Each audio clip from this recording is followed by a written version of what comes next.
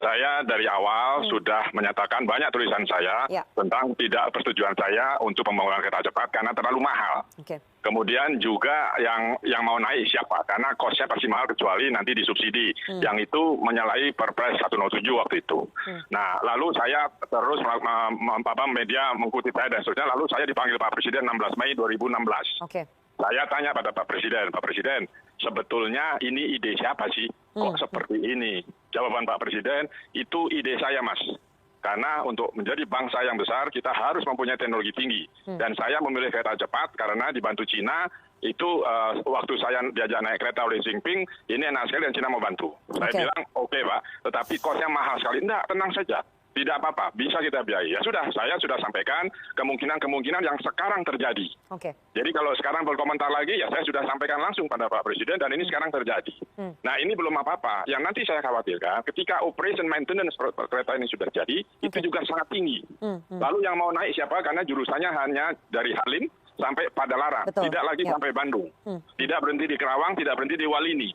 Sehingga pertanyaan saya, kalau kita mau ke Bandung, naik kereta cepat, katakan 40 menit, tapi habis itu turun kereta, lalu sambung apa? Angkot, bus, atau kereta parahyangan, itu merepotkan. Karena orang membawa bagasi, lalu menggendong anak, kan susah. Sehingga pertanyaan saya, siapa yang mau naik? Ketika yang mau naik sedikit, tentu cost untuk operation maintenance-nya naik.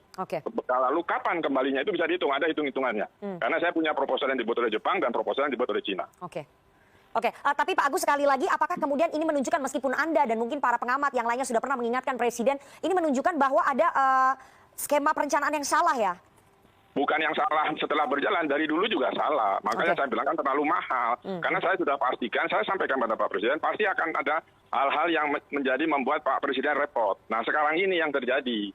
Ya kan, jadi bukan salah karena sudah jalan lalu salah, enggak. Memang dari awal itu hitung-hitungannya. Kalau yang dibuat oleh Jepang itu kan, ini kan proyek Jepang, lalu diminta paksa oleh pemerintah diberikan pada Cina. Ini bukan pakai tender ya. Pejabat negara yang selalu menjadi kepercayaan pemimpin populer, ya dia lagi, ternyata sekarang tugasnya ditambah untuk menyelesaikan proyek kereta cepat Bandung-Jakarta. Triliunan anggarannya untuk membangun dengan harga lebih mahal daripada membangun kereta Beijing-Shanghai yang berbatu, bergunung yang terjal secara harga per kilometernya. Membangunnya di saat negara lagi miskin lagi, tak beruang, ditambah ekonomi rakyat bawah Senin Kemis. Sementara pejabatnya hanya peduli pada maunya oligarki. Jadinya membangun jaringan kereta cepat itu harus, sekali lagi harus, dan pastinya pakai hutang. Lalu dengan hutang yang kelewat besar tersebut, apa balik nilai ekonomis dengan banyaknya komuter orang yang pakai transportasi kereta cepat tadi? Pertanyaan berikutnya, apa sih urgensinya membangun proyek mercusuar seperti begitu? Proyek itu kalau kita bandingkan dengan uang yang sama buat beli kapal nelayan misalnya, nelayannya kaya, rakyat dapat makan sehat ikan, perompak hasil kekayaan laut Indonesia, kapal-kapal asing terusir, Indonesia nelayannya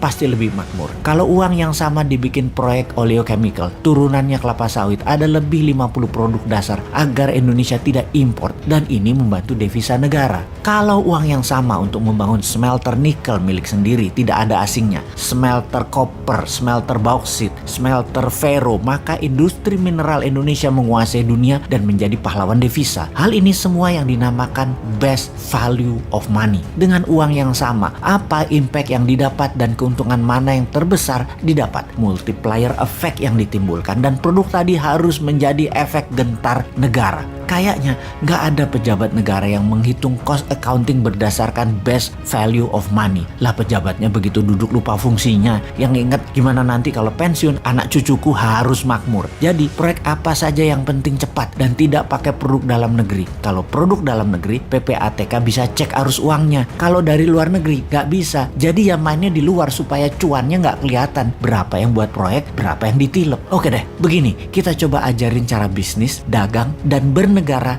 dalam satu penjelasan sekaligus. Nomor 1, spek material harus 100% produk lokal karena hal yang statis sekali lagi harus produk lokal.